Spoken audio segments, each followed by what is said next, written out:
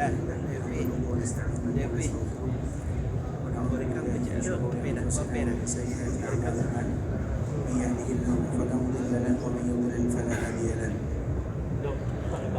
أشهد أن لا إله إلا الله وحده لا شريك له وأشهد أن محمدا عبده ورسوله لا نبي بعد أما بعد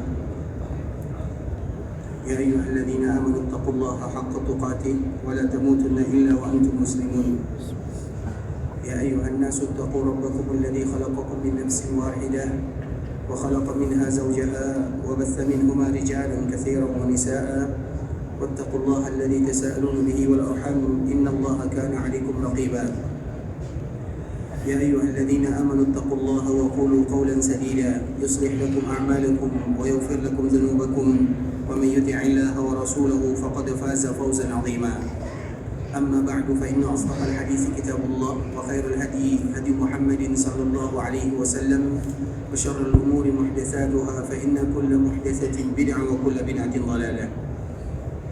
Ikhwatul Islam, saudara kaum muslimin, para tetamu Allah rahimani wa rahimakumullah.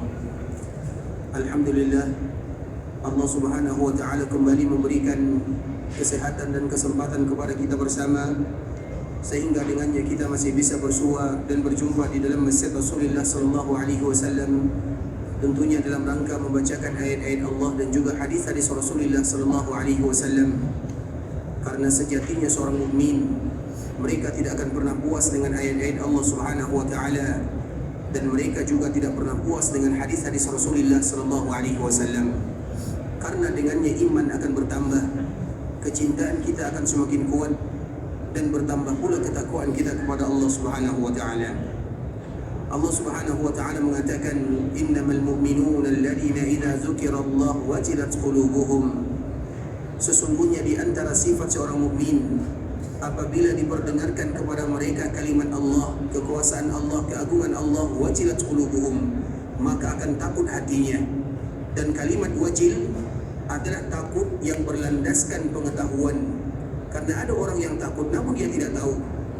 Tapi ada orang yang takut karena dia tahu, dan takut kepada Allah karena ilmunya dan tahunya dia tentang Allah Subhanahu wa taala.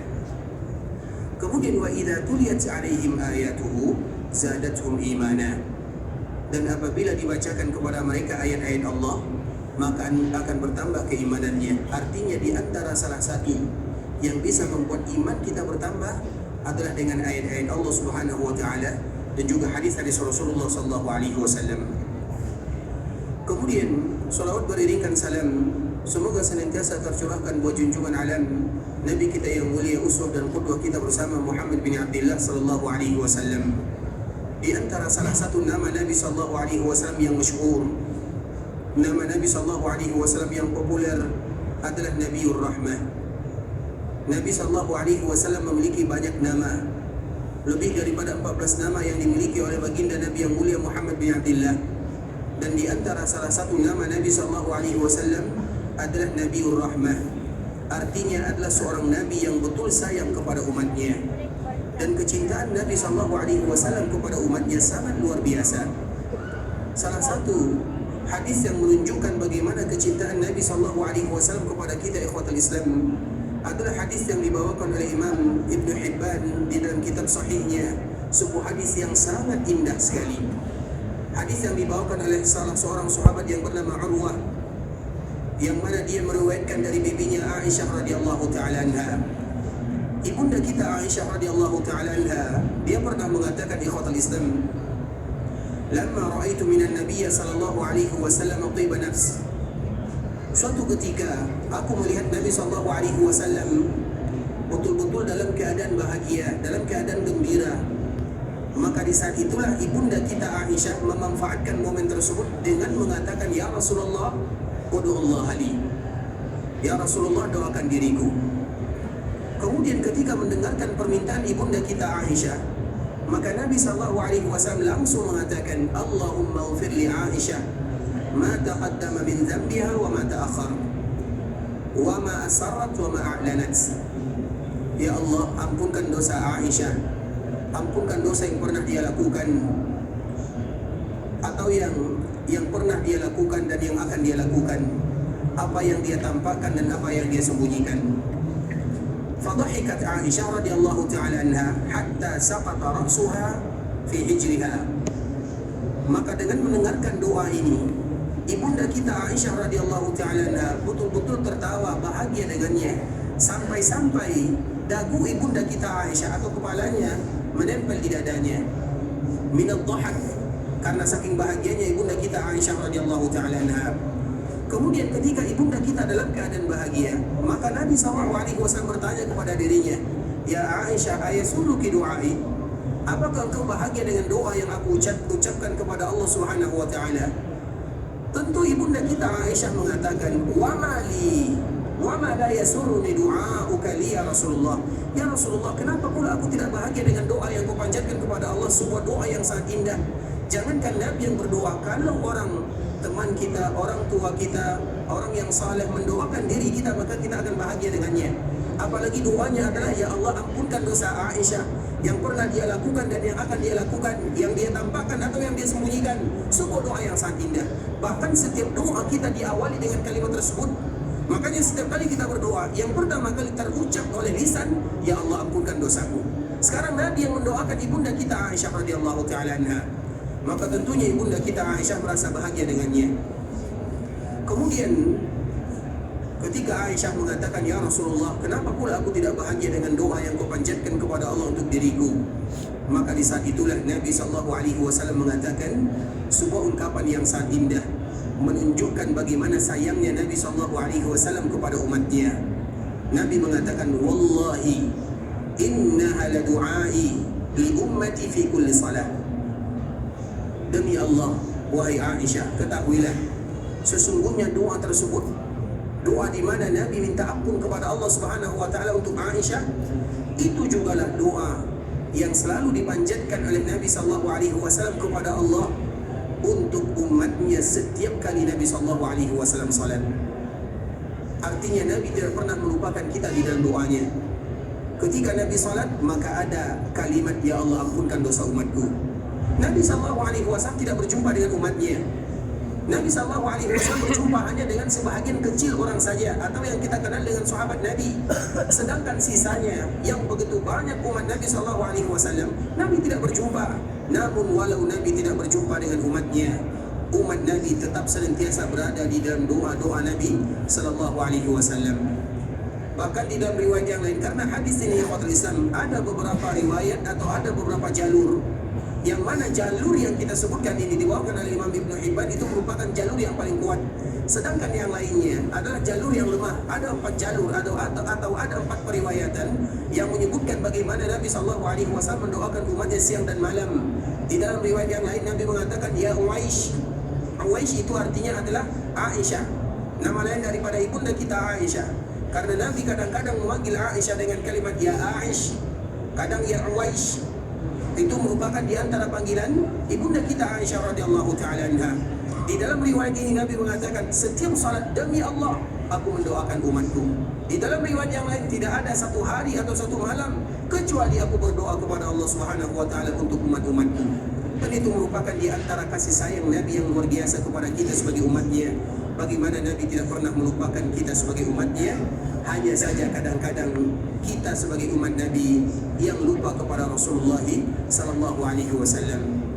Oleh karenanya, ikhwatul Islam, di antara bentuk kita senantiasa mengingat, mengenang, mengetahui Rasulullah sallallahu alaihi wasallam adalah kalimat salawat yang senantiasa kita ucapkan siang dan malam. Maka tidak pantas apabila seorang muslim mereka melewati satu hari namun mereka lupa mengucapkan salam dan salawat kepada Nabi sallallahu alaihi wasallam, karena Nabi tidak pernah melewatkan satu hari pun kecuali kita ada di dalam doa Rasulullah sallallahu alaihi wasallam. Begitu juga dengan kita senantiasa mengucapkan salawat kepada Nabi, karena salawat yang kita ucapkan maknanya adalah doa. Salawat itu memiliki 3 makna.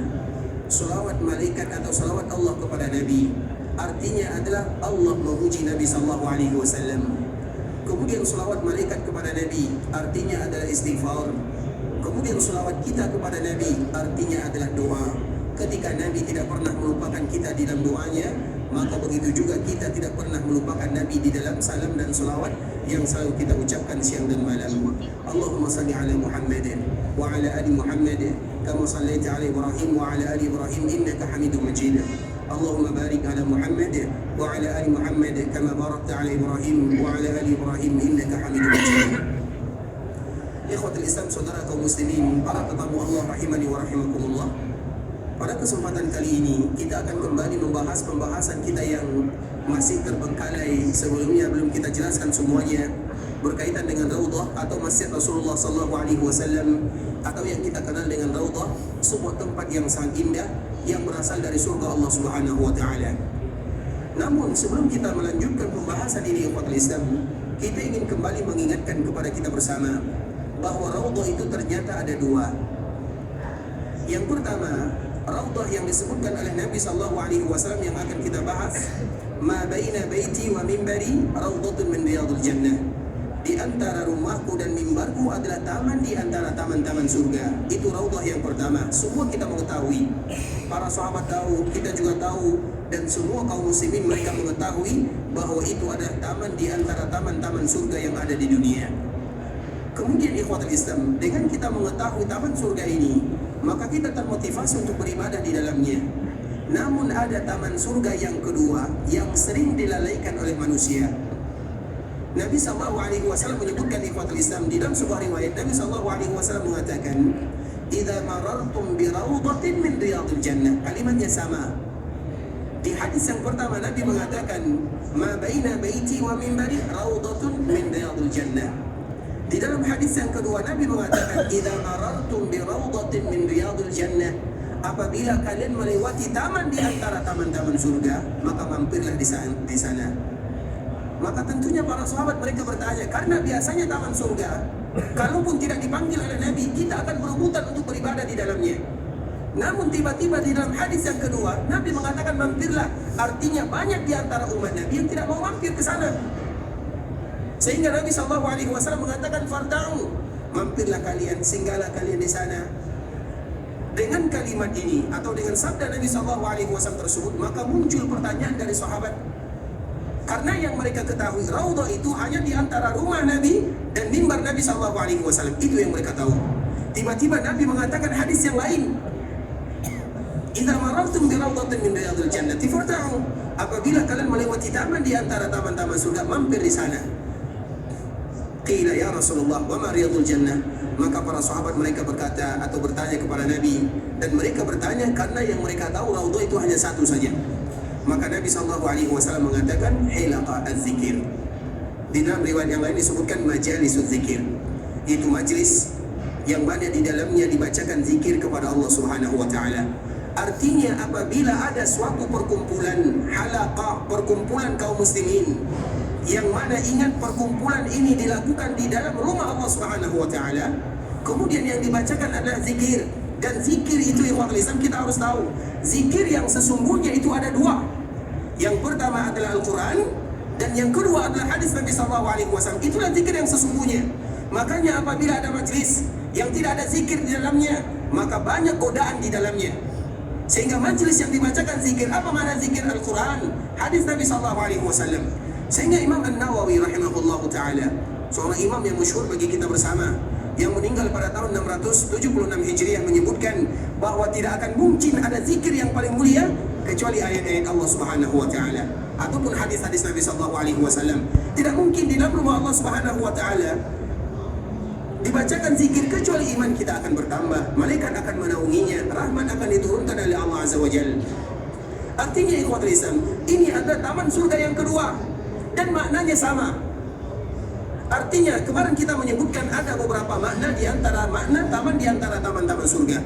Dan salah satu maknanya, makna yang pertama, apabila ada orang beribadah di taman surga, seolah-olah dengan ibadah tersebut bisa mengantarkan mereka ke dalam surga yang sesungguhnya. Makna ini bisa jadi untuk hadis yang pertama, bisa jadi untuk hadis yang kedua. Apalagi di rumah Allah Subhanahu wa taala. Rumah Allah itu ikhwatul Islam adalah taman surga yang ada di dunia. Maka apapun masalah yang kita hadapi, jangan lari dari rumah Allah Subhanahu wa taala.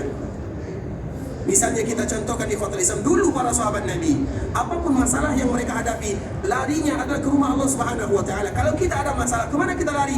Makanya jangan lari ke kedai kopi, bahaya. Atau jangan lari ke tempat yang lain, apalagi curhat di media sosial, makin berbahaya. Larinya kepada Allah. Kemana? Ke rumah Allah Subhanahu wa ta'ala. Karena kalau kita lari ke rumah Allah, apa yang terjadi? Paling tidak kita akan mengangkat tangan, kemudian mengatakan, ya Allah, ini masalahku. Maka bantu untuk menyelesaikan masalah tersebut. Kita contohkan ikhwatul Islam. Ada salah seorang sahabat yang bernama Abu Umamah Al-Bahili radhiyallahu ta'ala anhu. Kita tahu keadaan para sahabat secara finansial lebih parah daripada kita bersama. Mereka tidak punya rumah di kota Madinah, terkhusus orang-orang muhajirin. Mereka tidak ada tempat tinggal, mereka tidak ada pakaian, bahkan mereka sering berhutang. Makanya orang berhutang itu ikhwatul Islam hukum asalnya dianjurkan tidak. Tapi kalau seandainya untuk keperluan, maka juga tidak menjadi masalah.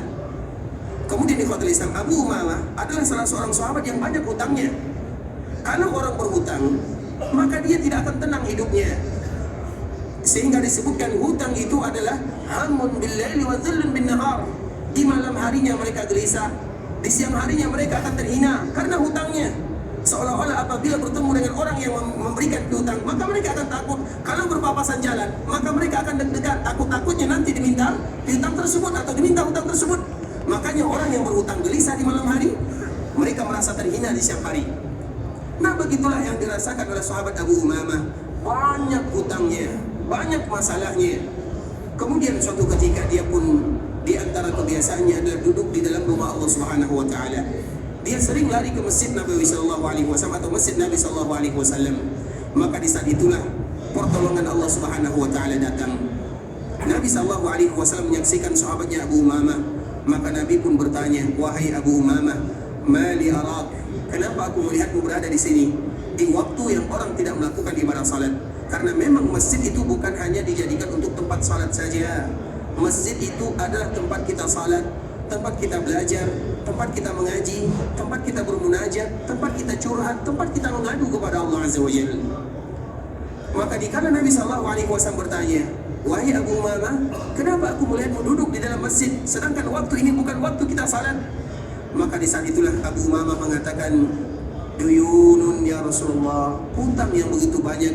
Duyunun ghalabatni wa humumun wa kabatni." Ya Rasulullah, hutang yang begitu banyak, masalah yang berbelit-belit. Kemudian apa kata Nabi sallallahu alaihi wasallam? "Awala adulluka ala kalimat?" Maukah aku ajarkan kepadamu beberapa doa?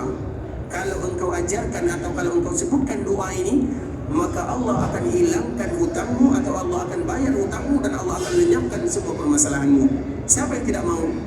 Makanya doa yang paling bagus itu ikhwatul Islam, doa hajat, doa kita punya hutang, doa ada masalah, doa dari Nabi SAW.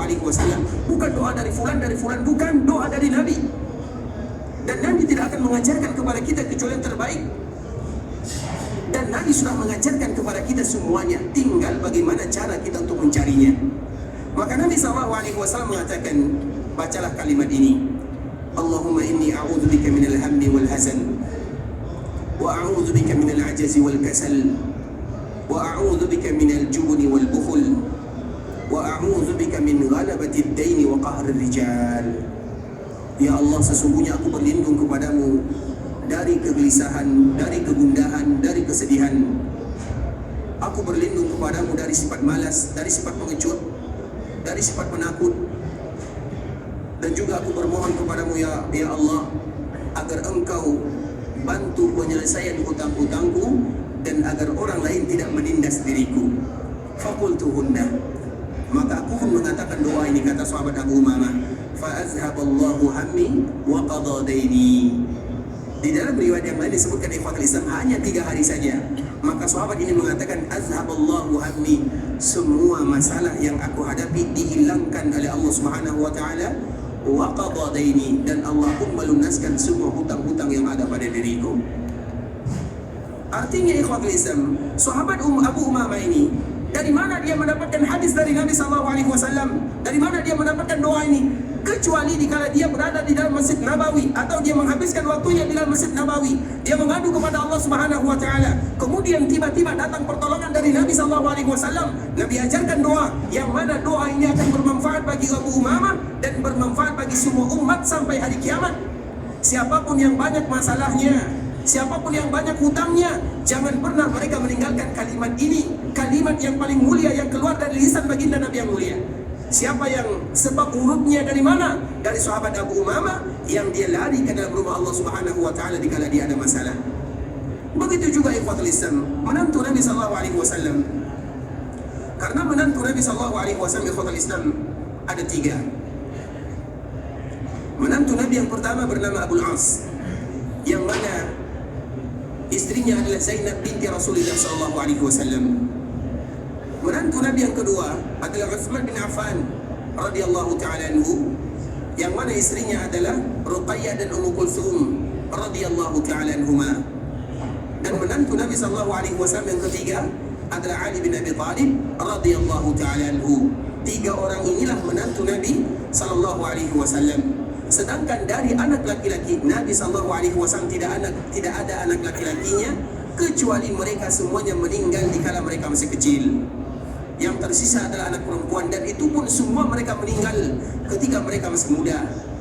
Satu-satunya yang tersisa adalah Fatimah, dan dia pun pada akhirnya meninggal setelah 6 bulan Nabi SAW meninggal. Fatimah radhiyallahu ta'ala anha.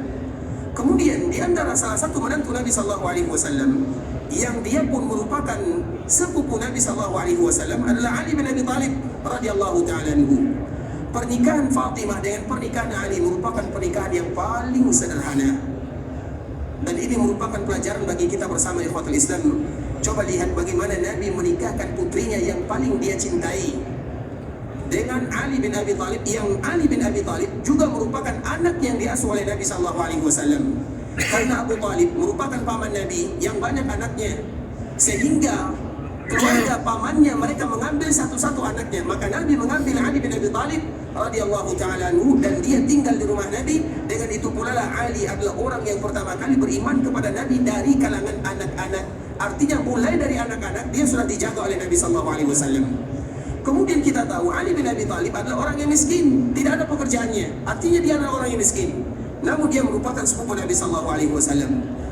Fatimah ikhwatul Islam sudah banyak yang melamarnya. Abu Bakar pernah melamar Fatimah, Umar bin Khattab juga pernah melamar Fatimah. Banyak yang melamar Fatimah, putri Nabi SAW.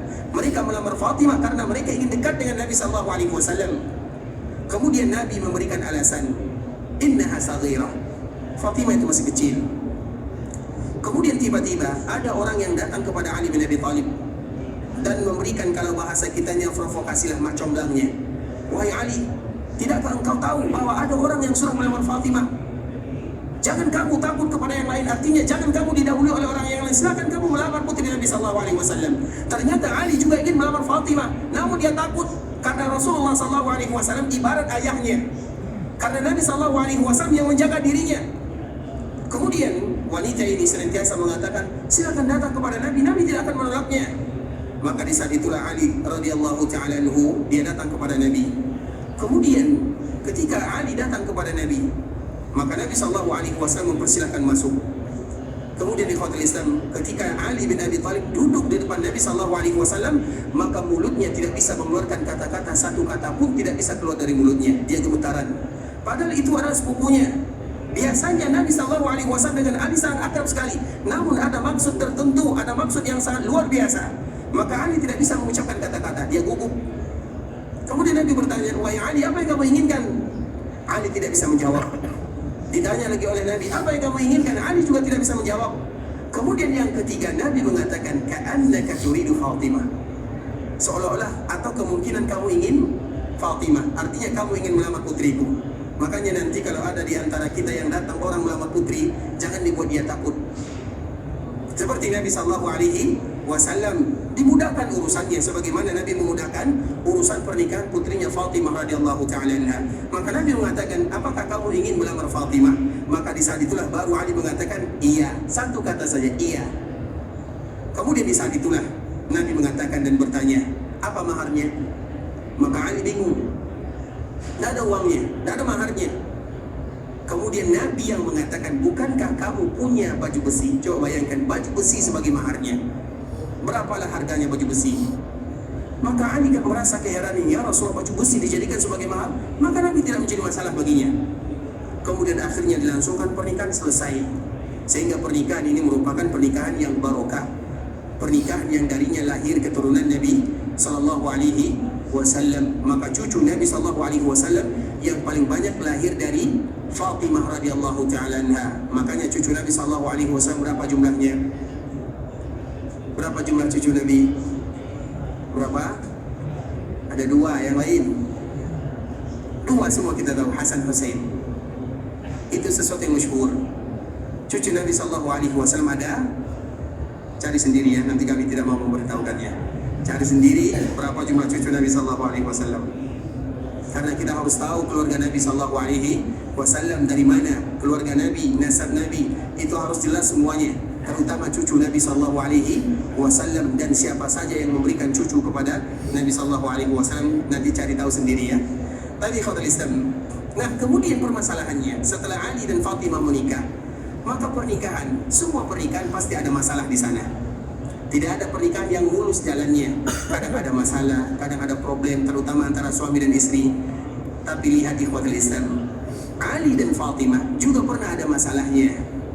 Kemudian dikala ada masalah, kita kembalikan kepada pembahasan yang akan kita sampaikan. Dikala ada masalah, kemana Ali bin Abi Thalib lari?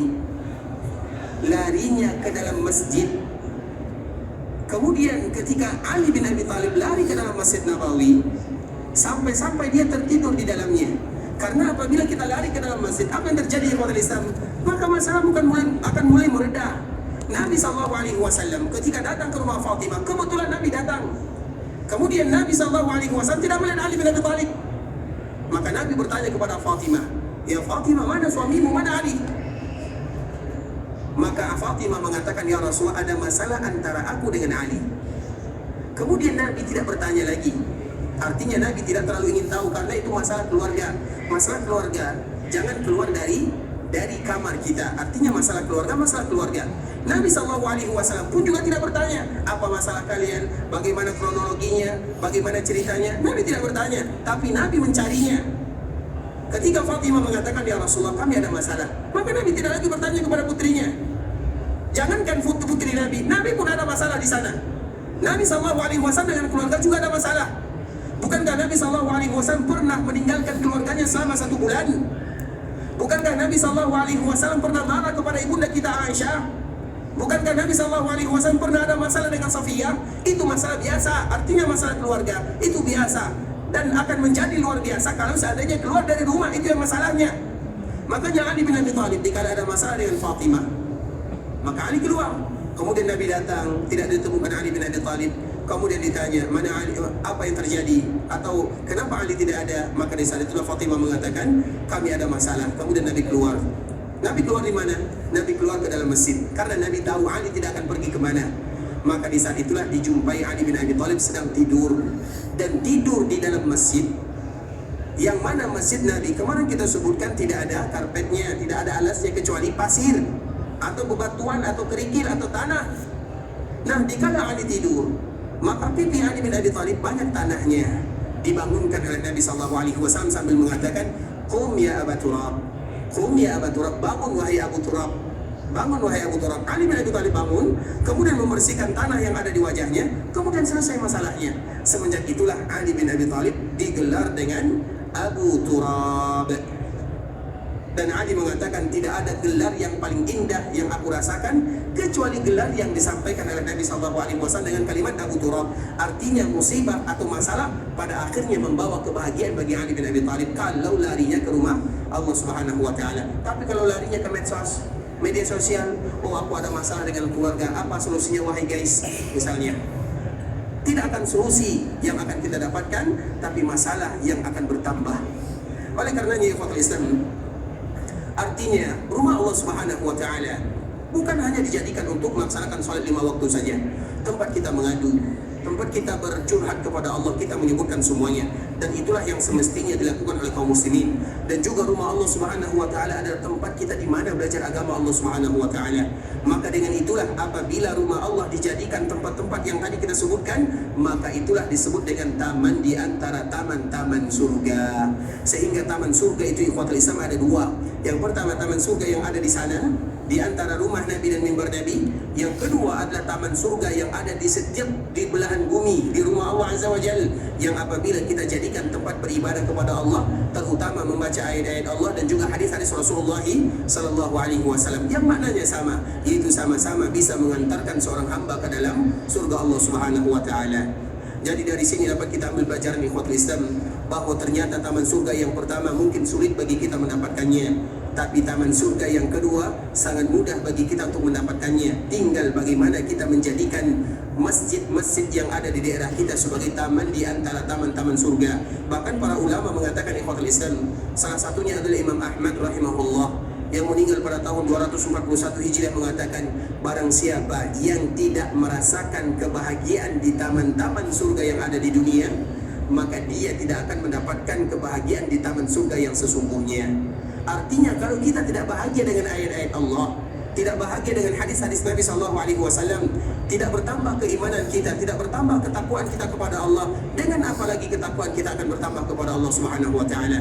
Karena kebahagiaan yang sesungguhnya adalah dengan beribadah kepada Allah. Iya, kita lihat banyak orang yang bahagia, tapi bahagianya hanya sementara. Bahagia dengan dunia, bahagia dengan hartanya, bahagia dengan kemaksiatannya, itu hanya sementara saja. Tapi bahagia dengan beribadah kepada Allah adalah kebahagiaan yang sesungguhnya, yang akan membuat seseorang akan betul-betul mengingat dirinya, mengetahui siapa jati dirinya, dan dia akan selalu beribadah dan beribadah kepada Allah Subhanahu wa taala. Sehingga ini merupakan di antara makna taman di antara taman-taman surga. Dan ini merupakan di antara keutamaan bagi kita yang ada di kota Madinah, ikhwatul Islam, bahwa di kota Madinah itu Allah kumpulkan untuk kita dua taman surga ini sekaligus. Yang pertama taman surga yang tadi batasannya dari rumah kepada mimbar, dan yang kedua taman surga yang ada di dalam Masjid Nabawi. Karena memang Masjid Nabawi dari ujung sampai ujung semuanya ada taman di antara taman-taman surga. Maka wajar kalau seandainya ada orang yang mengatakan Masjid Nabawi itu semuanya adalah taman di antara taman-taman surga. Kalimat ini benar maknanya kalau yang diinginkan adalah dari hadis yang kedua. Tapi apabila diinginkan dari hadis yang pertama, maka taman surga itu hanya di antara rumah Nabi dan mimbar Nabi. Tapi apabila diinginkan makna yang kedua, artinya rumah Allah yang dibacakan ayat-ayat Allah dan hadis Nabi, maka itu semuanya adalah taman di antara taman-taman surga. Masjid Nabawi mulai dari zaman Nabi sampai zaman sekarang ini, ikhwatul Islam, maka itu dijadikan membaca ayat-ayat Allah dan hadis-hadis Nabi SAW. Makanya kita dari ujung sampai ke ujung akan kita perhatikan orang membaca ayat Al-Quran. Mereka akan belajar agama, mereka membaca ayat-ayat Allah Subhanahu wa taala, mengetahui maknanya, memperdalam agama Allah Subhanahu wa taala. Sehingga boleh bagi kita mengatakan bahwa semua Masjid Nabawi ada taman di antara taman-taman surga menurut hadis yang kedua, yaitu halaqah zikir. Maka kita perhatikan ikhwatul Islam, terutama di Masjid Nabawi, dan itu merupakan di antara momen yang sangat indah yang harus kita manfaatkan. Di Masjid Nabawi ini ikhwatul Islam, terutama halaqah zikir. Tadi kita menyebutkan halaqah zikir, zikir yang paling mulia itu adalah Al-Quran dan hadis Nabi. Maka untuk bagi kita yang jamaah, ada namanya halaqah zuwar. Halaqah zuwar itu adalah halaqah bagi mereka yang berziarah. Mereka datang, kemudian mereka ingin membaca ayat Al-Quran sesuai dengan makharijnya. Karena yang namanya tajwid, karena kita membaca Al-Quran itu ikhwatul Islam harus dengan tajwid. Dan tajwid itu sebagaimana yang disebutkan oleh Imam Jazairi, i'ta'u kullu dhi harfin haqqa. Bagaimana kita memberikan huruf itu haknya. Jadi bukan hanya membaca Quran saja. Mungkin semua kita bisa baca Quran, tapi siapa di antara kita yang bisa baca Quran dengan tajwidnya atau mujawwada? Maka itulah di antara salah satu tujuannya. Maka ada halaqah bagi mereka, bagi anak-anak, mulai dari anak-anak ada halaqahnya. Kemudian bagi mereka yang remaja, bagi mereka penuntut ilmu, bagi mereka yang berziarah ke Masjid Nabawi, itu semuanya ada halaqahnya. Dan tujuannya adalah ingin menjadikan Masjid Nabawi adalah taman di antara taman-taman surga. Sehingga dengannya pula ikhwatul Islam, di antara salah satu nama kota Madinah yang juga jarang dibahas oleh kaum muslimin, bahwa di antara salah satu nama kota Madinah adalah Baitul Ilmi. Kita selalu mengatakan Madinah itu banyak sekali namanya. Madinah disebut dengan Al-Madinah, Madinah disebut dengan Tabah, Madinah disebut dengan Tibah, Madinah disebut dengan Darul Iman, Madinah disebut dengan Darul Hijrah, Madinah disebut dengan Darul Abrar, Madinah disebut dengan Darul Akhyar, Madinah disebut dengan Darul Sunnah, Madinah disebut dengan Al-Habibah, Madinah disebut dengan Al-Mahfudah, Madinah disebut dengan Akalatul Qura, Madinah disebut dengan Akalatul Buldan, Madinah disebut dengan Zatul Naflin, Madinah disebut dengan Baladur Rasulullah sallallahu alaihi wasallam. Madinah juga disebut dengan Baitul Ilmi. Salah satu di antara nama kota Madinah adalah Baitul Ilmi, artinya rumah ilmu. Karena memang kita lihat terutama di Masjid Nabawi itu semuanya diajarkan ilmu-ilmu terutama yang berkaitan dengan ayat-ayat Al-Quran dan juga hadis-hadis Nabi SAW. Maka wajar kalau seandainya para ulama mengatakan dia, mungkin para ulama tidak banyak lahir dari kota Madinah, tapi rata-rata semua para ulama mereka menjadi alumninya kota Madinah. Imam Syafi'i lahirnya di Gaza, tapi Imam Syafi'i adalah alumninya kota Madinah. Imam Ahmad lahirnya di Kufah sana, tapi dia menjadi alumninya kota Madinah. Imam Bukhari begitu juga, lahir di Bukhara, tapi dia menjadi alumninya Madinah. Begitu juga dengan Imam Muslim, begitu juga dengan ulama-ulama yang lainnya. Iya, mungkin mereka tidak berasal dari Madinah, tapi mereka menjadi alumni Madinah. Kenapa demikian? Karena belajar agama di kota Madinah ada keutamaan khususnya. Karena namanya adalah Baitul Ilmi. Belajar di mana saja itu ada keutamaan yang luar biasa. Termasuk jihad di jalan Allah. Kemanapun kita belajar, apabila ada seorang muslim mereka keluar dari rumahnya dengan tujuan belajar agama Allah, maka dia dihitung sebagai orang yang berjihad di jalan Allah hatta yarji', sampai mereka pulang. Selama mereka menuntut ilmu, mereka safar, mereka keluar dari rumahnya, jihad namanya. Nah, bagaimana kalau seandainya di kota Madinah? Maka dari situlah keluar hadis Nabi SAW, man jaa masjidi hada, barang siapa yang datang ke masjidku ini, dan kita sedang berada di dalam Masjid Nabawi, lam ya'tihi illa li khairin yata'allamuhu aw yu'allimuhu, tidaklah membuat dia datang ke dalam Masjid Nabawi kecuali untuk belajar agama. Dia belajar atau dia mengajar, yang belajar atau yang mengajar sama saja. Fahuwa bimanzilatil mujahidi fi sabilillah, maka dikala dia melakukan perkara tersebut sama nilainya dengan orang yang berjihad di jalan Allah Subhanahu wa taala. Jadi ikhwatul Islam, duduknya kita di dalam Masjid Nabawi, kemudian kita mendengarkan keutamaan tentang kota Madinah, kita membacakan ayat-ayat Allah atau hadis-hadis Nabi SAW. Walaupun semuanya kita sudah tahu, apa yang kita ucapkan kita sudah tahu, tapi yang kita inginkan adalah bagaimana kita mendapatkan status sebagai orang yang sedang berjihad di jalan Allah Subhanahu wa taala. Kalau seandainya belajar di luar kota Madinah itu jihad namanya, maka belajar di kota Madinah, terutama di dalam Masjid Nabawi, maka jihadnya double statusnya. Disebutkan oleh baginda Nabi yang mulia Muhammad bin Abdullah sallallahu alaihi wasallam. Dari itu pula ikhwatul Islam, maka kota Madinah di antara salah satu namanya adalah Baitul Ilmi. Karena Masjid Nabawi semuanya bisa kita katakan itu adalah taman di antara taman-taman surga. Makanya taman surga itu ikhwatul Islam, kita ulang lagi, ada dua. Yang pertama taman surga secara khusus, dan yang kedua adalah taman surga secara umum. Taman surga secara khusus hanya ada di kota Madinah. Taman surga secara umum ada di kota Madinah dan ada di mana saja, selama itu merupakan bagian daripada rumah Allah Subhanahu wa taala. Kemudian ikhwatul Islam, kita kembali melanjutkan tentang masalah kemarin yang telah kita jelaskan. Kita kembali kepada taman surga atau hadis yang disebutkan oleh Nabi SAW, ma baina baiti wa minbari raudhatun min riyadil jannah. Di antara rumahku dan mimbarku adalah taman di antara taman-taman surga. Kemarin kita telah menjelaskan apa maknanya. Apa makna taman di antara taman-taman surga. Kemudian ikhwatul Islam, kemarin kita juga telah menjelaskan, ketika kita berada di raudhah, maka ibadah apapun yang kita lakukan bebas. Artinya kalau Allah mudahkan bagi kita salat, maka kita salat. Tapi kalau seandainya Allah belum mudahkan bagi kita salat, maka kita jangan salat. Terutama sebagaimana pembahasan kita yang sebelumnya. Karena kadang-kadang ada momen, ada waktu di mana kita tidak boleh salat. Dan salah satunya adalah dikala kita setelah fajar sampai matahari terbit, dan setelah asar sampai matahari terbenam. Di situ pembahasan kita yang sebelumnya. Dan kita akan kembali ulang ikhwatul Islam agar kita betul-betul bisa memahaminya. Nah, kalimat ini apabila kita masuk ke dalam raudhah di waktu-waktu yang kita dilarang salat di dalamnya, maka jangan kita salat, lakukan ibadah yang lain. Terutama bagi mereka yang jadwalnya setelah subuh atau yang jadwalnya setelah asar. Karena setelah subuh kita tidak boleh salat sunat mutlak. Tapi kalau salat sunat muqayyad yang ada namanya, maka tidak menjadi masalah. Begitu juga setelah asar. Kalau seandainya dia masuk raudhah jadwalnya setelah asar, terutama setelah orang melakukan salat asar, kemudian dia masuk ke raudhah, maka pada waktu itu adalah waktu yang dilarang bagi kita melakukan salat sunat mutlak. Salat sunat mutlak itu artinya salat sunat yang tidak ada namanya. Sedangkan salat sunat yang ada namanya maka tidak menjadi masalah. Seperti misalnya kita ingin salat tahiyatul masjid. Dan ini yang biasanya dilakukan oleh kaum muslimin. Nah, permasalahan ini ikhwatul Islam tidak terlepas daripada permasalahan yang juga kita sebutkan sebelumnya. Makanya para ulama mereka berbeda. Masjid Nabawi itu yang mana? Apakah Masjid Nabawi itu yang bagian dalam atau yang bagian luar? Atau semuanya? Di sini ikhwatul Islam, memang terjadi perbedaan para ulama di sana. Kalau ada di antara kita yang mengatakan bahwa Masjid Nabawi itu hanya yang bagian dalam saja, berarti dikala dia keluar melangkah dari pintu masjid, maka dia sudah keluar dari masjid. Nah, biasanya kalau kita antri ke Raudhah itu bagian depan. Berarti bagian depan itu bukan bagian daripada masjid. Apabila kita sudah keluar, kemudian kita masuk ke Raudhah, maka silakan kita salat walaupun setelah subuh, walaupun setelah asar. Kenapa? Karena kita sudah keluar dari masjid, kemudian kita masuk lagi ke masjid, maka namanya adalah salat tahiyatul masjid. Kalau kita menganggap masjid itu hanya bangunan ini.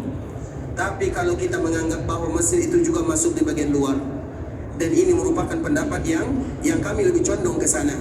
Karena Masjid Nabawi itu ikhwatul Islam, seberapa luas pun dilakukan perluasan, maka semuanya disebut dengan Masjid Nabawi. Masjid Nabawi yang pertama kali melakukan perluasan untuk Masjid Nabawi siapa? Umar bin Khattab, alhamdulillah salah. Baik. Utsman bin Affan, alhamdulillah lebih salah lagi. Turki Utsmani jauh lebih salah lagi. Baik, siapa yang melakukan perluasan Masjid Nabawi? Siapa? Umar bin Abdul Aziz, jauh lebih salah lagi. Baik, siapa yang pertama kali melakukan perluasan untuk Masjid Nabawi? Abu Bakar. Abu Bakar umurnya cuma 2 tahun ya. Dan dia sibuk, artinya Abu Bakar tidak, untuk salat tarawih saja dia tidak ada waktunya. Iya atau tidak? Apakah ada salat tarawih di zaman Abu Bakar Siddiq? Ada atau tidak?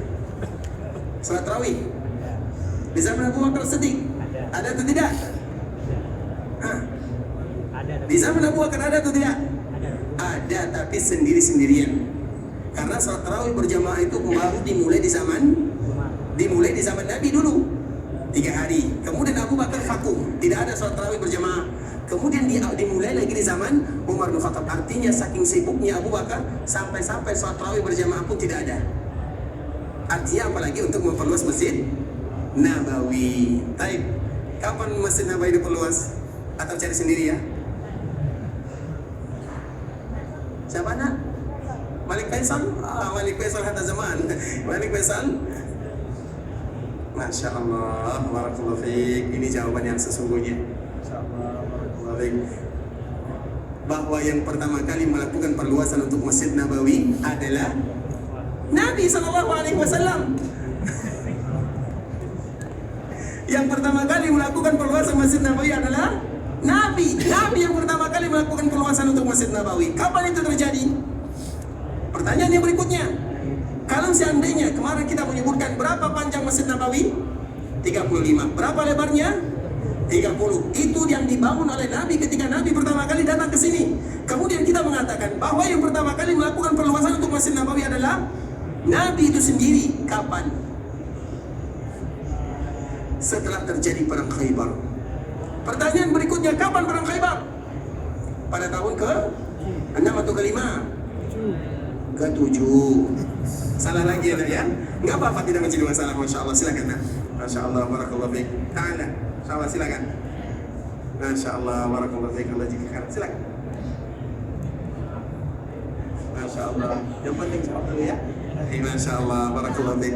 Baik, ikhwatul Islam, agar kita tahu yang Masjid Nabawi yang pertama kali melakukan perluasan adalah Nabi SAW setelah terjadinya perang Khaybar. Dan ceritanya panjang sekali, tapi nanti insya Allah semoga ada waktu bagi kita untuk menerangkannya.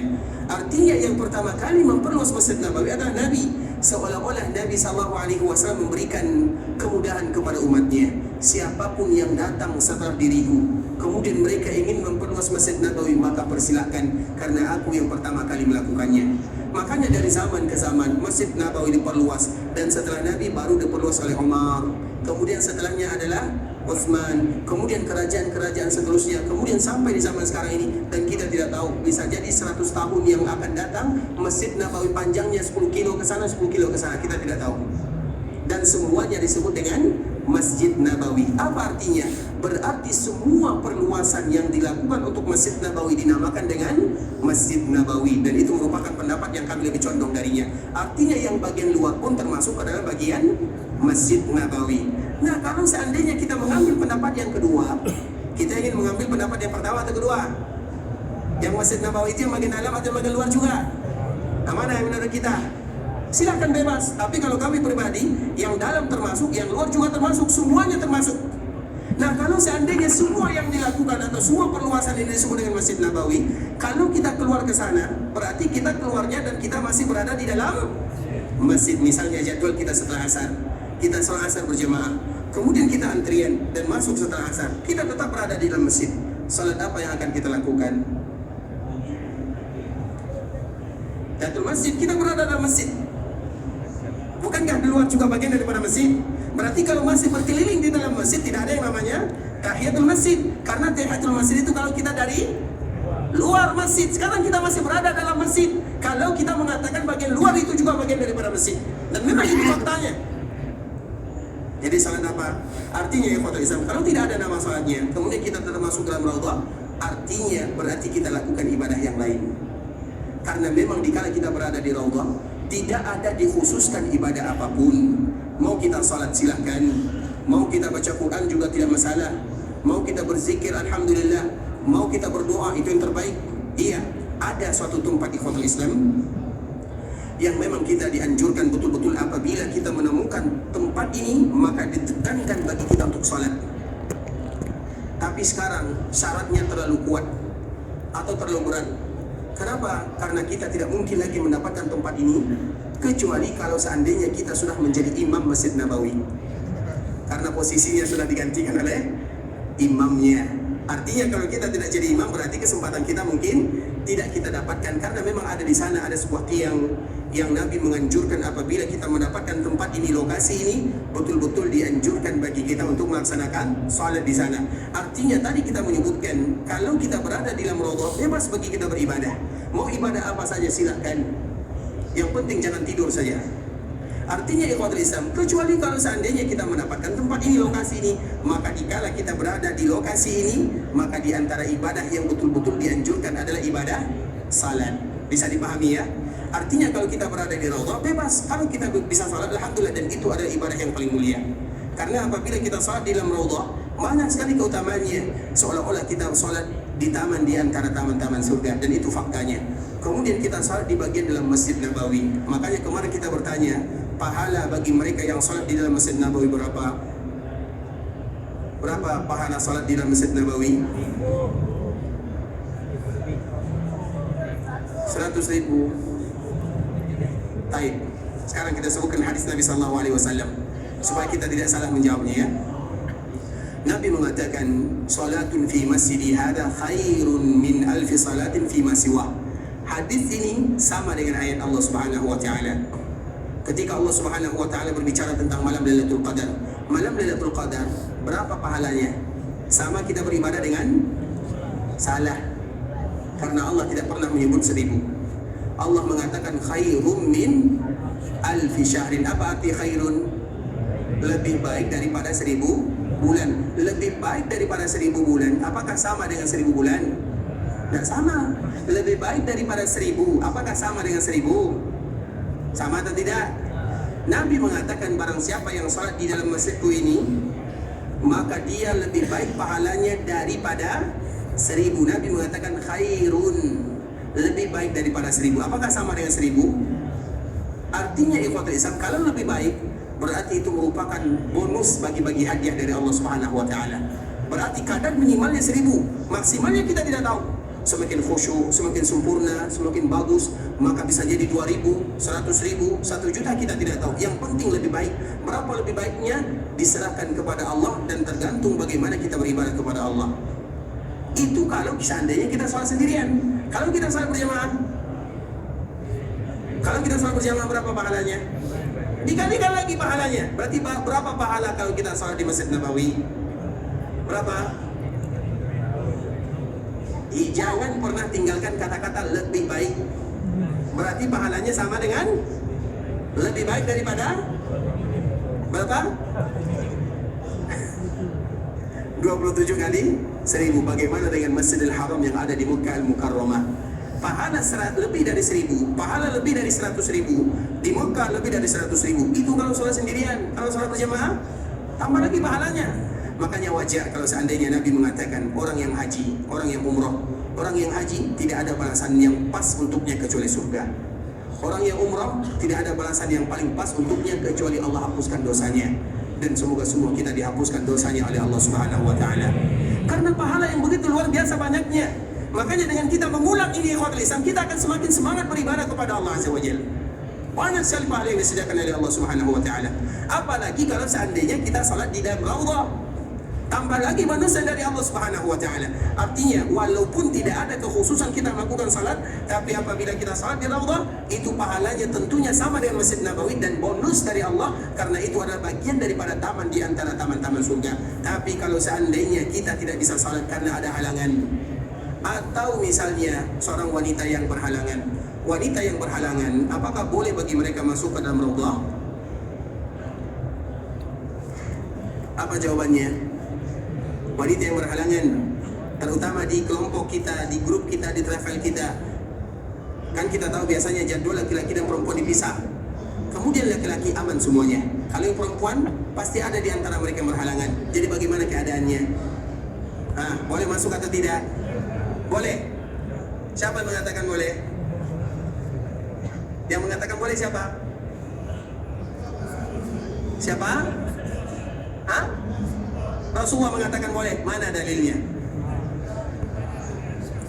Aisyah tidak pernah masuk di kala Aisyah haid. Makanya di kala Nabi SAW, contohnya di kala Nabi i'tikaf, pintu Aisyah dengan pintu Masjid Nabawi itu dempet.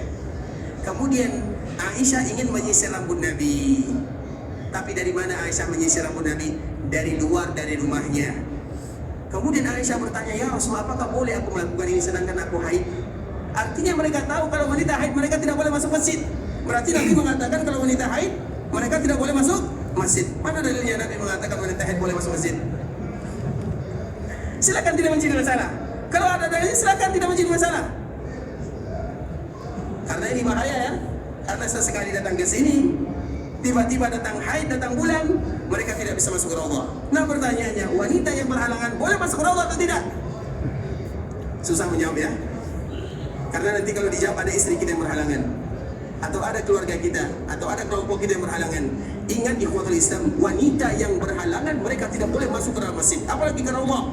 Raudhah itu tempat yang paling mulia yang ada di Masjid Nabawi. Kalau seandainya masjid biasa mereka tidak boleh masuk, bagaimana dengan Masjid Nabawi? Bagaimana dengan raudhah? Bisa dipahami atau tidak? Tapi Ustaz, cuma sesekali Ustaz. Kita tidak tahu apalagi kita akan datang ke sini. Kan itu pertanyaannya. Ingat ikhwatul Islam, ibadah itu terbagi kepada dua.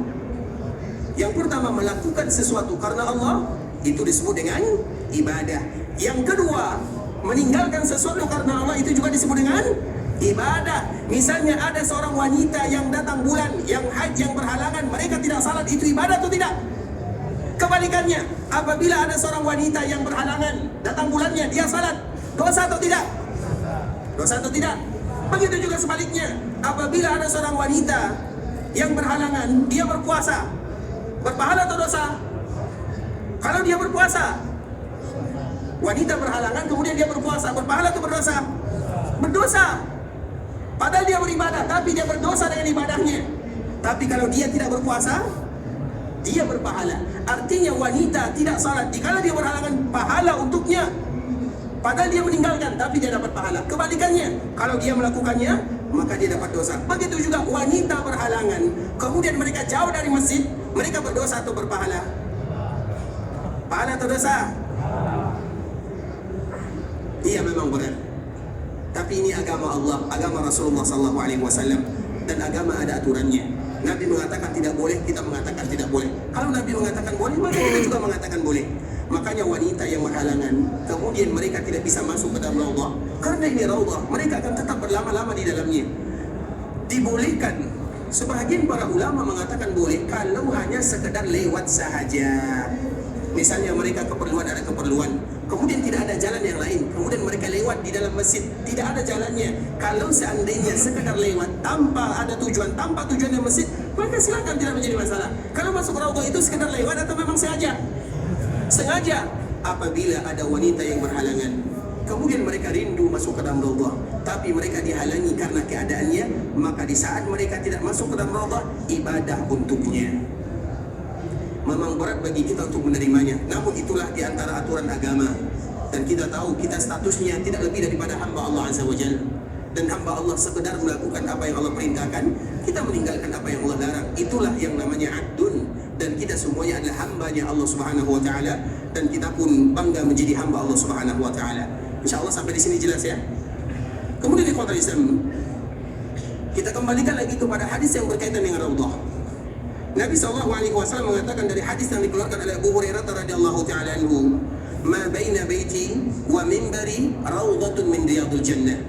Di antara rumahku dan mimbarku adalah taman di antara taman-taman surga. Kalau rumah Nabi, kita semuanya tahu, dan sebelumnya juga telah pernah kita ceritakan di mana rumah Nabi SAW. Dan kita juga tahu, kalau rumah Nabi yang ada di kota Madinah berapa? Berapa rumah Nabi di kota Madinah? Sebanyak jumlah istrinya. Kalau rumah Nabi yang ada di samping Masjid Nabawi berapa jumlahnya? Berapa rumah istri Nabi SAW? 9 dikurang 1 8. Kenapa 8? Kenapa harus dikurang 1? Karena yang satunya bernama Maria, itu tinggalnya bukan di sini, tinggalnya dekat dengan Masjid Quba. Istri Nabi SAW semuanya adalah 11. 2 meninggal. Yang meninggal adalah Khadijah dan Zainab radhiyallahu ta'ala anhuma. Khadijah kita tahu ceritanya, seorang wanita yang paling mulia, yang Jibril mengucapkan salam untuknya, dan dikala dia masih hidup diberikan kepadanya kabar gembira untuk surga, padahal Khadijah masih hidup.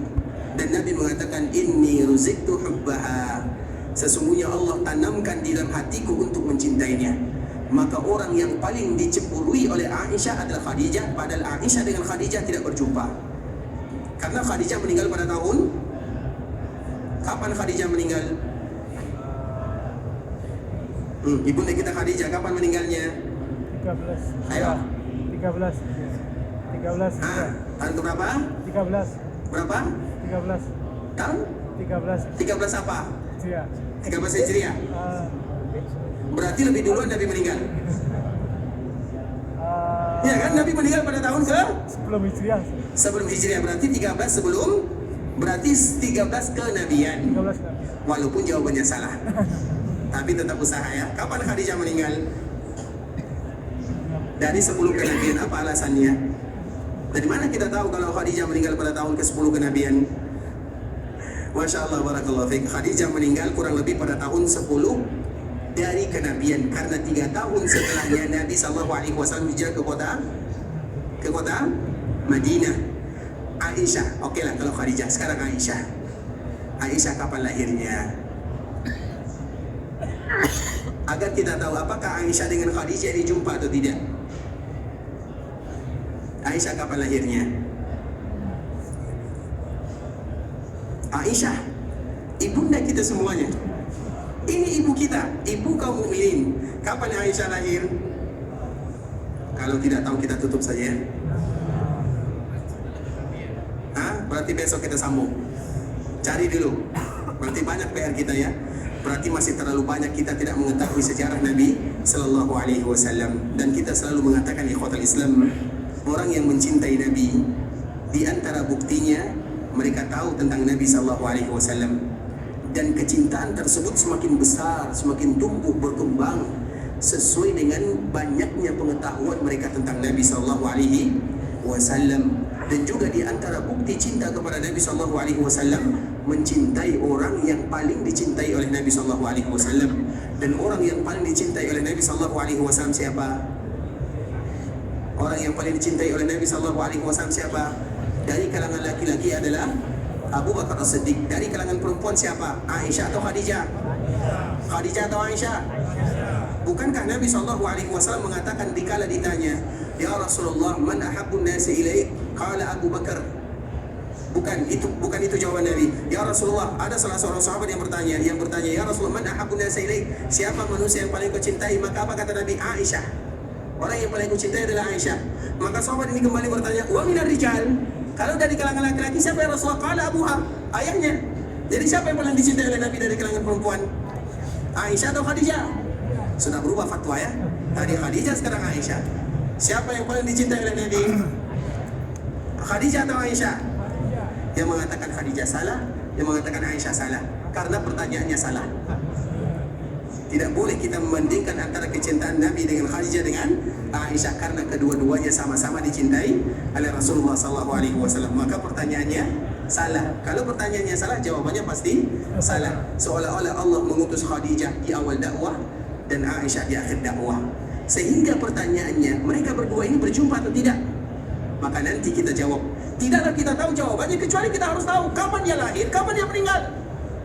Khadijah kapan dia meninggal, Aisyah kapan dia lahir. Kalau seandainya kita tahu tahunnya, baru akan kita jawab apakah mereka bersua atau tidak. Dan besok jawabannya. Tapi khotbah Islam saudara kaum muslimin, para tetamu Allah rahimani wa rahimakumullah, sampai di sini pembahasan yang bisa kami jelaskan. Yang benar dari Allah Subhanahu wa taala, yang salah dari diri kami pribadi karena kurangnya ilmu kami, karena kebodohan dan karena kejahilan kami. Kami mohon dimaafkan kalau ada kata-kata yang salah, kalimat-kalimat yang tidak pas, bahasa-bahasa yang silaf kami di dalam menyampaikannya. Kami mohon dimaafkan. Dan kita selalu berharap kepada Allah Subhanahu wa taala agar Allah ampunkan dosa kita bersama, dosa orang tua kita. Kalau ada di antara mereka yang masih hidup, semoga Allah panjangkan umurnya dalam keadaan beribadah kepada Allah Subhanahu wa taala. Kalau ada di antara orang tua kita yang sudah meninggal, semoga Allah ampunkan dosanya, sayangi dirinya, dan dijadikan perkuburannya taman di antara taman-taman surga.